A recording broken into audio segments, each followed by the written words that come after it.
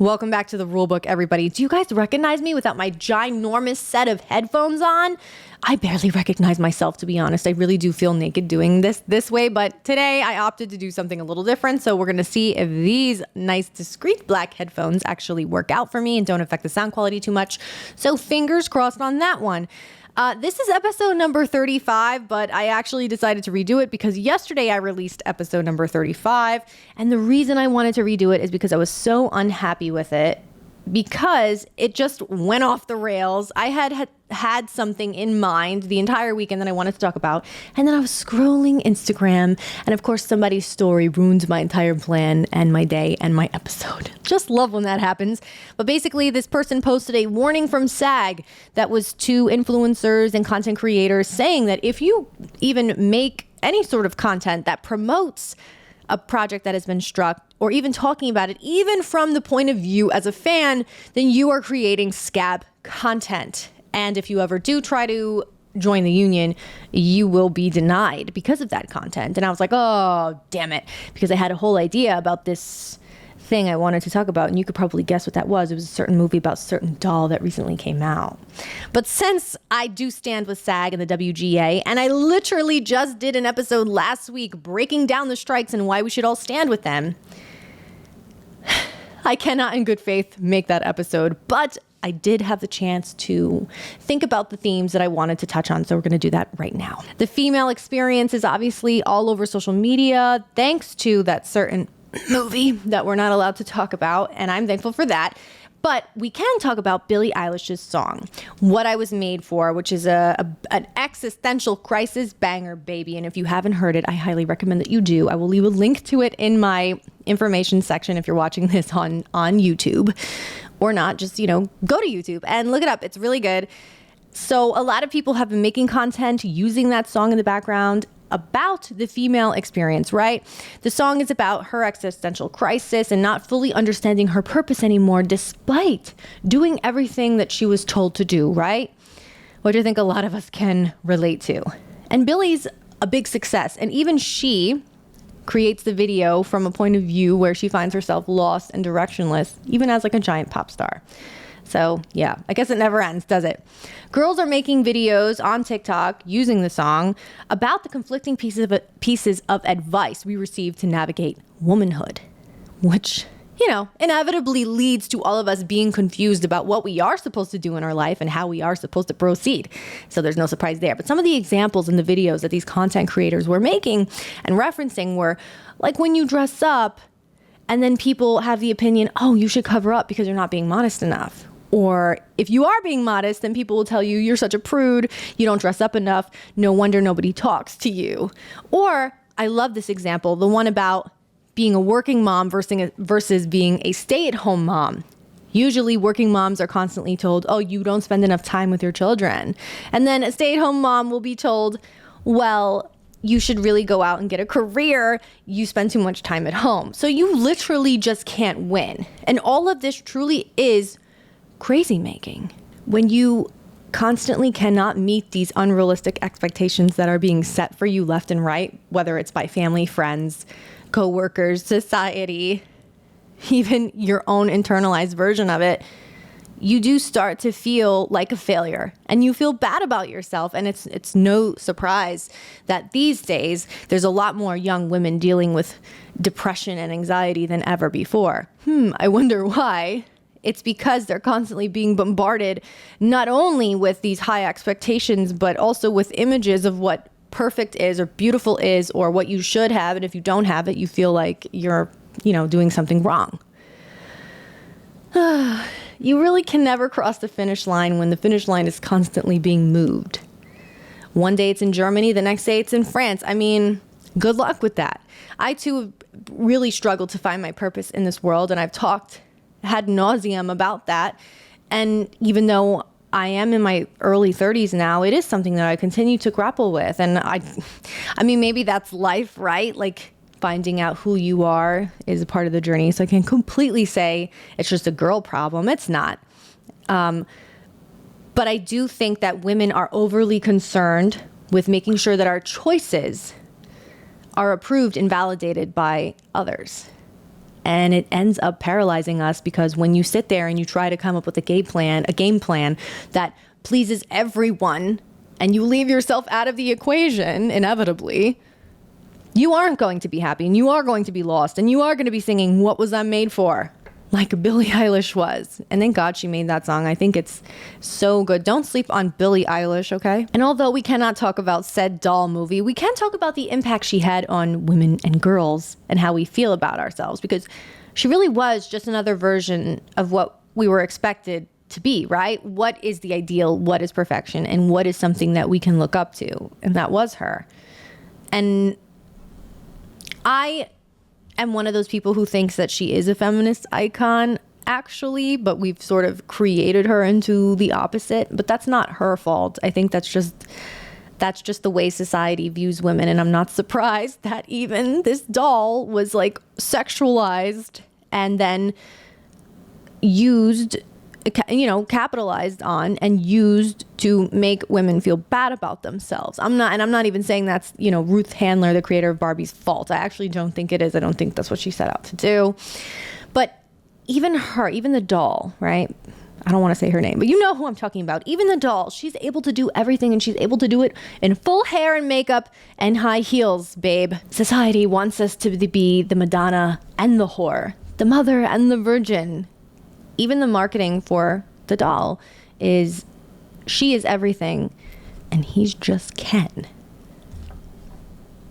Meaning she can do everything, she can be everything, and she can look good doing it.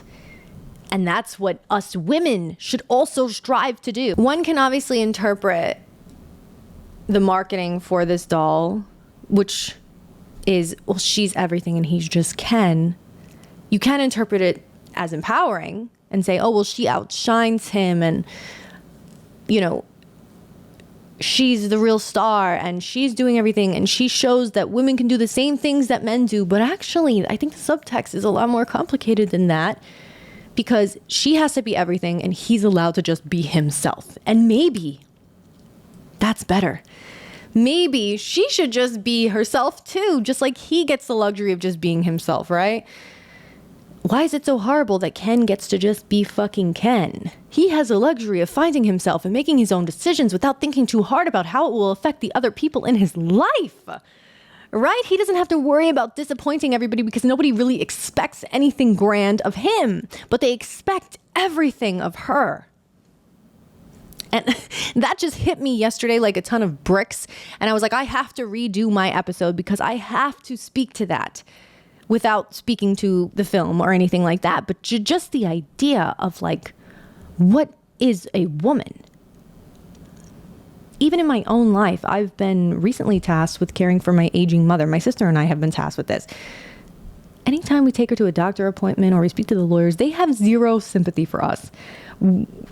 She's having a lot of medical issues, and we're oftentimes met with, especially my questions are met with, yeah, this is it. You have to make sacrifices. Families make sacrifices. And it's like, do families make sacrifices, or daughters are expected to make these sacrifices?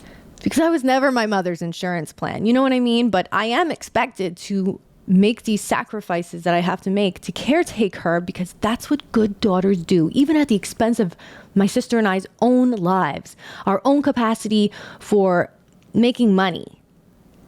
And that's another thing that hit me when I was making this episode. It was like the amount of unpaid labor that women do on the daily that does not benefit themselves, but it benefits everyone around them, and it benefits society, right? Because the amount of unpaid labor my sister and I have now done for our mother, we'll never get that time back. No one paid us. We lost money doing it. So, and there's no real end in sight. And I don't want to talk about the specifics of the situation, but if you've ever been in this sort of situation where you have to caretake someone, you know how draining that can be.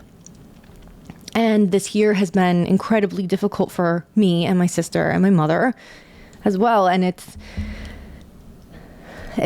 been a lot. But throughout my life, I've been expected to emotionally take care of my mom. She's someone who struggled with mental illness throughout her life. And I've always been expected to be the bigger person, even when we would have these really horrible fights. My family expected me to fix it, to figure it out, and to take care of my mom and to always be there for her, even at the expense of myself. Obviously, I've chosen a career path that isn't necessarily conventional, and a lot of the things that I've accomplished, they aren't necessarily on my resume, but when my family speaks to me today, they will constantly bring up the fact that I used to have so much potential. I mean, I'm not dead. I still have potential. I know that. But this is them expressing their opinions on how I did not live up to their unrealistic expectations that they were always holding for me. And sometimes I wonder, well, if I was a boy, would it be this way? And maybe you can sit there and argue, yeah, probably. And maybe it's the eldest daughter thing. I don't know. It's generally unfair and stifling, right? Because a whole part of my self-discovery has been learning about the fact that I was so often taught to do everything for everyone else, and usually at the expense of myself and my needs. And you will find out, the more you do that, you will see how much that does not benefit you, that benefits everyone around you. And that's the reality for a lot of us, especially when perfection and doing everything and being everything is the goal. And it's highly unrealistic, and it often leaves women and girls feeling like complete failures because you cannot juggle everything and you cannot do everything, and you will learn that. Maybe you will be good at multitasking and doing all the things and pretending that you like it and that you're good at it. But eventually you will experience burnout. You will experience sadness and depression and anxiety from realizing that who is this person who runs around like a chicken without her head, doing everything for everyone else and not even giving herself a second to even think about what it is that she wants. We have to fight for our autonomy, and we have to claw out the space for ourselves to be who we want to be. And maybe that's why society does this to us, because if we are so lost and confused and directionless all the time, we are going to be desperate for others to point us in the right direction and tell us what to do. And this all makes us easier to control, to manipulate and use, because at the end of the day, that's what they're doing. They're using us. The girl who is lost is much more willing to take on the burdens of the entire family than the one who has a real sense of purpose.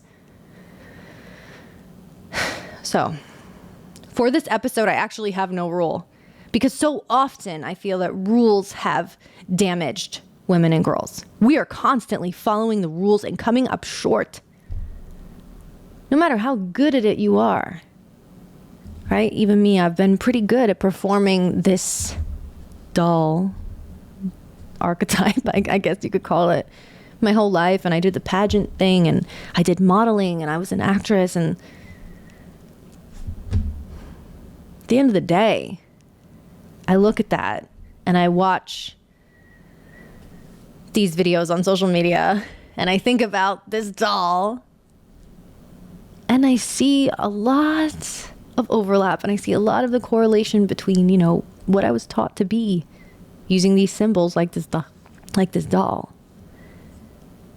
And actually how that was all fucking wrong. It was all a travesty, and I wish that wouldn't have been so deeply ingrained in me. Oh, what can you do? So instead, you know what? I'll say this instead of having a rule. I know you guys like my rules. Try your best to silence those external voices, that are telling you what to do, even if they are well-intended. You can't be everything to everyone, and that's okay. It's not a good thing, actually, because you're not a doll. You're a human being. You can just be you. So long as you work towards understanding yourself through your own eyes, you can rest assured that whatever choices you make will align with your highest good eventually. But they have to come from you. They can't come from anyone else. And the next time someone tells you used to have so much potential, what they mean is they used to be able to control you much more easily. They don't like this new thing that you're doing, but that's okay. So guys, go forth. Apparently you're allowed to see the movie, but we cannot talk about the movie. So don't talk about the movie if you care about becoming a member of SAG. And please don't create scab content. I don't think we should do that. I do think we should continue to have conversations about feminism and the female experience and the patriarchy, because this whole can of worms has been opened up, and now is the time to have these conversations. Which is why I wanted to still make this episode, even though I had to sort of maneuver around it. So I hope that you enjoyed it. I hope that you're okay that I deleted the other episode. And I hope that you will come back next Tuesday to check out another episode of the Rulebook. And please subscribe to this podcast if you haven't already. And follow me across all social media platforms at Serious Actress. All right. Bye, guys.